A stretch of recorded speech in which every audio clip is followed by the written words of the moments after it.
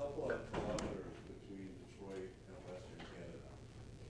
So they have to, first of all, rip out all kind of amazing land to get to the tar sands, destroy the land.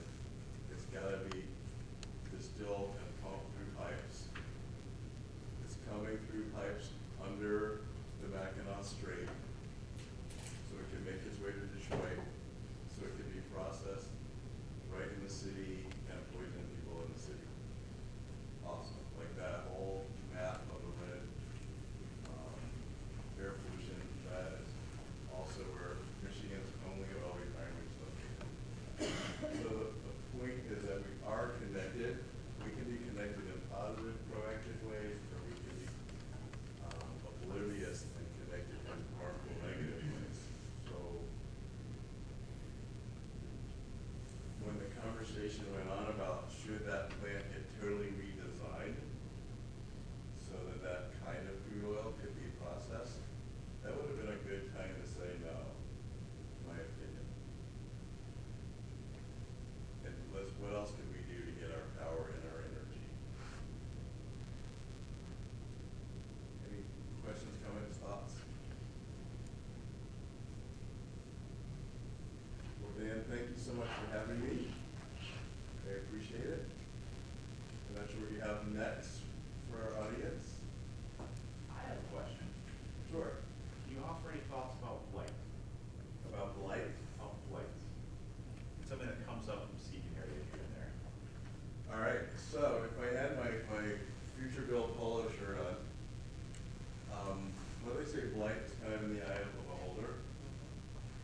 What's going on in Detroit is that there are a lot of lots that are vacant and buildings that are vacant. And there's worry about what can go on, what's going on, especially in routes to schools, where children are walking past empty buildings. So there's been a targeted impact to try to dismantle those buildings. EWJ would like to see as much deconstruction of old buildings as possible, where you're actually purposefully taking apart and positioning the material to be reused.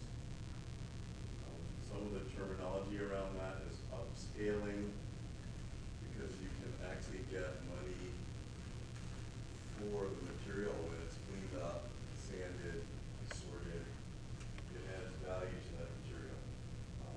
So in terms of the sustainability cycle, you reuse the energy that was embedded in that material. You keep material out of landfills. You help elevate the opportunity for employment on both the deconstruction and reconstruction side.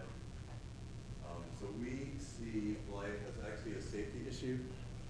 And Dan gave me an opening for my other prop I forgot all about, which is the Detroit Environmental Agenda, which we put out about in 2013. Notice on our cover, I didn't really speak that much about being politically active.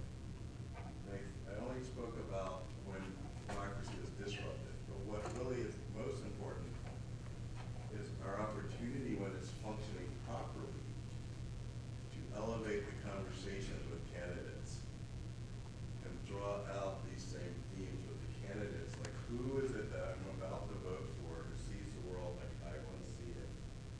And we were able to put in our platform clean air, clean water, clean energy, zero waste, healthy land, healthy housing, healthy neighborhoods.